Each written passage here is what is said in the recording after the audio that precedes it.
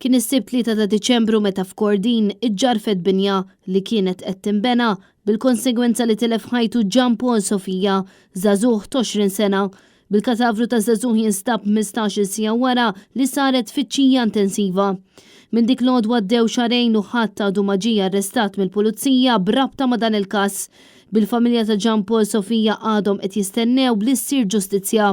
It-tnejn wara nofsinhar Net News staqsal il-Kummissarju tal-Pulizija Angelo Gafà għaliex sa issa għadu ma tressaq ħadd b'rabta ma' dan il-każ. Bil-Kummissarju jispiċċa jfarfara fuq l-ikjesta tal-Maġistrat.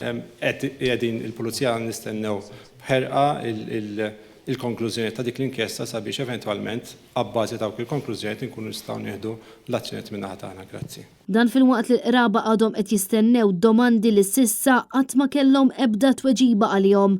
Bħal fost l-oħrajn min huwa responsabbli għal din it-traċedja. Fid-domanda tiegħu dan l-istazzjon għamel referenza l każ ta' Mirjam Paċ meta lura fit-2 ta' Marzu tas-sena 2020 ir-residenza tagħha krollat u l-vittma nqatlet taħt it-terrapin kawża ta' xogħol ta' kostruzzjoni li kien qed isir biżwit id-dar tagħha. Iżda b'differenza l-każ ta' Gian Paul Sofija, f'dan il-każ is-suspettati li eventwalment istabu ħatja kienu ġew arrestati l-għada fit-3 ta' Marzu. Dan meta l-inkjesta kienet għada għaddejja.